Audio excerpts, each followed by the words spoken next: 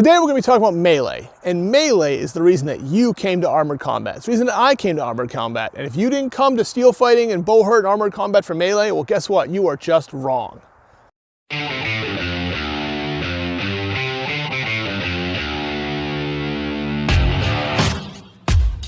Okay, so I'm kidding. You can like whatever you want. You can like duels, pro fights, melee, you can like just the armor, I don't care. I'm here to talk about how much I love this sport and all aspects of it. But I will say that melee is what most people look at when they find this online, or you tend to see lots of videos of this. You see Battle of the Nations, you see IMCF championships overseas, you see fights, and the reason is because it's unique to this sport.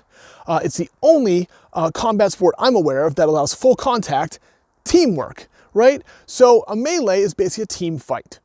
Opposed to a duel, like we talked about before, the duel is points-based, it's strikes, it's weapons, and you're getting points for your weapons, and you're fighting one opponent. The melee is the team fight. It's 3v3s, 5v5s, 10v10s. There's all different ratios, but the goal of it is to beat the other team. So how do you do that? You do that essentially by putting the other team to the ground. So this could mean knocking them down, striking them, throwing them, tripping them, kicking them, hitting them. It doesn't matter. As long as it's a legal strike, which we'll talk about in a little bit, it counts as knocking them to the ground, and they are down, and your team wins if you have all your people up and all of theirs down at the end of a round. It is that simple. Melee is a different sport in that it has a lot more freedom of movement. You can use whatever technique you want to eliminate your opponent. You'll have some guys who are awesome strikers, some who are great grapplers, some who use trips and pushes from behind, cross checks. It's all legal because the goal is to get the other team down. As I said in my other video, and I'll say in every video, make sure that when you're looking at this, you're looking at your individual team's rules or your league's rules if you want to get into the nitty-gritty and the specifics, because I'm talking primarily in armored combat sports, which is what I fight in most of the time, which is off the IMCF-based rule sets, essentially, versus the HMB rules, which do have some slight variations. I'll talk about some of the major differences I'm aware of, but it's not a one-to-one comparison. There's going to be slight variations, so you want to always check before you go to a tournament to make sure you don't do something that's going to get you in trouble or not know a technique that you could do. Let's talk about going down, as I said. So the goal of it is to knock someone down. So how do you do that? Like I said, you hit them hard enough, you throw them. If you hit someone hard enough in armor with an axe, it hurts, and they sit down and they're out for the round. Hopefully, and most of the times not injured, just hurt. That's kind of the goal. It's really interesting in armor how you can get really hard, and you can feel that need to sit, and 5 minutes later you can be fine because you didn't actually damage your body. You more scared it, I guess. You may bruise it, but you're not doing that real internal damage like if it was a real axe and you didn't have armor on. So when I say go to the ground, I will talk for a moment about the ACS, Armored Combat Sports rules. And they talk about it as 3 points of contact to the ground.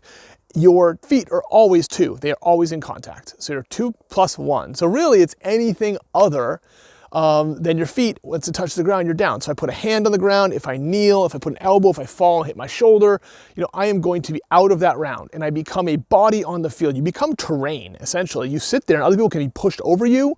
You can't move from where you are except to put yourself in a less dangerous position. So you could, curl up if you had to, or you can sit up against a rail, like if there's no one fighting around you, just so. But once you're there, you can't interfere. You can't reach an arm out. You can't be impacted. You just have to kind of sit there, and sometimes people push other people over you and they use you as an object. Totally legal, totally fine. HMB, very similar rules. The one difference I'm aware of is that in HMB, I believe you can put your weapon on the ground, and that doesn't count as a point of contact. So you can post up. So if this was, the ground here, and I had this, I could push this on the ground, and I may not be down if it's my weapon, or I could lean on it, etc. In armored combat sports, you cannot do that. I will say a little bit of gray area, I guess, here, but I've never actually seen it come up, is that if you swing a weapon and you brush the ground or you bounce it off because you missed, I've never seen anyone considered down for that.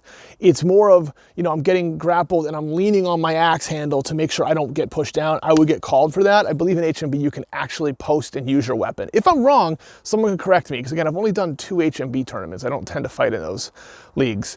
So that's the difference in going to the ground. You win the round by knocking down most of your opponents. Most of your opponents, you have people standing up. So if it's 5 on 5 and all 5 of them go down and you're standing, you win. you win the fight or the match. Depending on the format of the match, it could be first to, a best of 3 rounds. It could be best of 5 rounds. You could fight to best of 11, whatever it may be.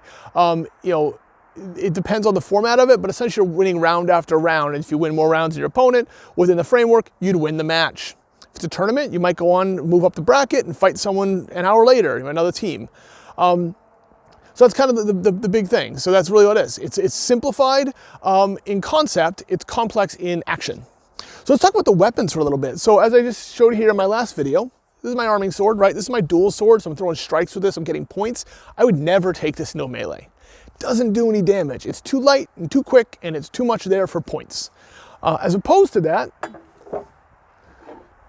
this here is my melee falchion, right? You can see it's much broader, it's much heavier, it's a chopping weapon, it's chunky. My goal here is to do, quote unquote damage with this. Hit a guy in the thigh enough that he doesn't want to stand up or it's weakened so I can trip him, I can distract him with it. I'm going to be throwing less shots with this in a fight than I would with a duels weapon. I might throw a whole bunch as I'm trying to get more points. But I'm going to try to be more damaging with this. These are heavier weapons. So in the melee is when you'll see things like the pole arms consistently on a team. You'll see heavier axes. You'll see heavier weapons who are going for those real massive shots to put someone into the ground. Not into the ground, onto the ground. All the same, right?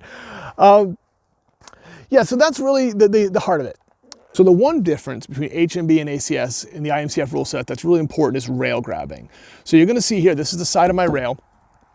In ACS, you can't reach around and hook the rail. You can't grab it. So you're going to see here, if I get a good angle, that you can't go around and kind of grab onto it. You can't hold it. Where in HMB, it's totally legal. You can hold onto it and grab it and hang onto that rail, and that's perfectly fine. Armored Combat Sports does not allow that. You can put your arms on top of it, but you can't chicken wing, can't cling to it. Otherwise, you do it for more than 3 seconds, you can get sat. So nobody wants to get sat. If you get sat, it's like getting knocked down. You get eliminated from the round. So refs can sit you for violations, they can put you on the ground. And then you're out for the round.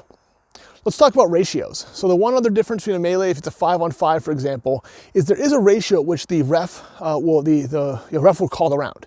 If it gets basically a 3-on-1 is the easiest one to remember, the most common. If there's 1 guy's left on one team, there's 3 or more in the other, they will call that, and they'll simply say that it's just not safe. So they'll call that and make it, they'll make it at the end of the round so that you can go back and you can start another one, and they don't want him to get injured.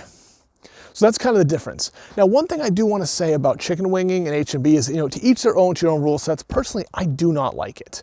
I think that it causes more risk of injury because if you're holding on to it, you're going to take more big shots. You can kind of cling there. I think it slows the sport down. I think, hanging on it just makes it less fun to watch. There's less dynamic movement. There's more rail hugging. I personally don't like it. And one of the things I like about the Armored Combat Sports, the ACS, IMCF kind of rule set is that lack of that tends to make the fights a little more movement-based. And I really enjoy that. So that's what a melee is. It's a team fight. You're going to fight each other. It's going to be awesome and clash and bang and loud and awesome and great and wonderful. And I even said awesome twice. That is what I tend to do most of my fighting on the executioners. I'm on our melee team. So that's the overall sport.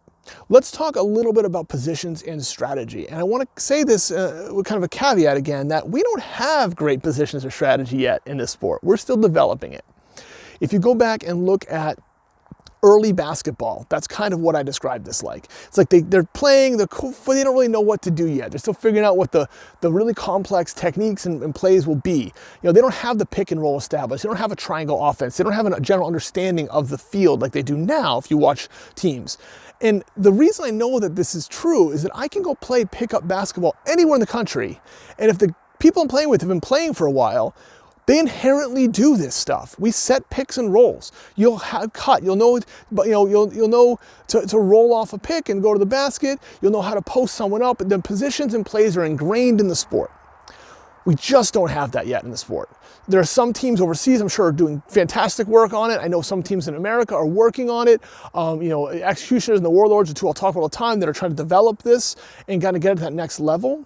But we don't have a common understanding. Most fights are at best positional, but definitely not strategic. And I'm hoping in the years to come, we start seeing those baseline understandings spread out. So everyone kind of go into it. And if I can say, hey, I want you to run X play, it's just going to be known. Like if I go and say, hey, I'm going to cut to the basket in basketball, like the point guard knows what I'm going to do, right? If he says, hey, give me a down low screen, I knows I can run a screen. Like we know this stuff because the language is there. Don't have it. So what do we have? We do have some positions. And I'll talk about a couple of them. You'll hear the term flanker. You hear the term tank. You might hear the term punisher, depending on the area. And really what that means is, a tank, I don't like the idea of a tank. That someone's just there to take damage. No one wants to take damage. It doesn't make you a good fighter. You can just stand there and get beat on all day. But someone whose job is maybe to hold a position. So I play the rail, left rail a lot on our team, and my job often is to hold kind of that rail, make sure no one gets by me, and make sure I can turn people into my punisher, who'd be a punisher, someone who can throw really massive shots, who really knows how to put someone down, our big punisher, the guy who's gonna finish the fighter and knock him down, right? Hit him hard enough he doesn't want to stand. So I kind of do that. Flanker is essentially someone's job is to flank, get around the team and get into the backfield. And it may be cutting through a gap, it may be finding a hole, but getting behind the team so that when, if I'm fighting here and the field's going this way and someone gets behind me, I don't have to worry about both directions, and that becomes a much harder fight for me. So a flanker's job is to disrupt the field that way. With that said, these are positional concepts. They aren't positions. So if I'm the tank, and my job is to stand there and kind of hold the line, and for whatever reason there's a gap wide open, a lane that I can run down, I'm going to run right through it. I'm going to get behind the team and I'm going to cause havoc. I'm going to become a flanker. We don't have real positions, we have concepts. What we definitely don't have is plays. You will see some teams starting to figure this out. Do I want to start on the left side and sweep around the field? Is that our goal? Are we going to funnel them in? Are we going to push them into the back rail? Like really simple concepts like that. But what do you do in certain circumstances? How long do you hold someone? When do you switch? When do you move cross field? Like, do we have that kind of natural knowledge? And I just don't think we're there yet. So that's where I'd love to see the sport going. And if you're watching it, you kind of watch for the teams and the people who inherently do that. They know that they've been tied up in a grapple too long and it's time to move and do something else. Kind of an observation, not necessarily to understand a melee, but something you can kind of watch for yourself. So if you're looking to participate in melees, you're looking to get into the sport, or you just want to watch it and learn more about it, this is the event that is the most fun to watch, I think, the most chaotic, but sometimes the hardest to follow if you don't understand the basics of the rules. One of the areas that is a little different in this sport is it's a team sport without a focal point. If you go to Trash Night Ringo's website, he will talk about this concept, but he'll also do fight breakdowns, and he kind of shows you some strategies and plays that teams are doing. So I strongly advise looking at him, his YouTube page too. He's awesome. But we don't have a focal point. We don't have a ball. There's no football, right? There's no basketball. There's nothing to keep your eye kind of the whole game centered on. So you're watching it, it's a little more of a true battle. It's just a mashup of things happening, and you got to pick the small strategies in between. Again, my name's Chuck Goodwin. If you have questions or thoughts, or you want to know more, send me a message. My job and goal here is to help you better understand the sport so we can have more people participate, more people watching it, more people understanding it, and you can see how awesome it is to be able to dress up in armor, go out and bash on your friends.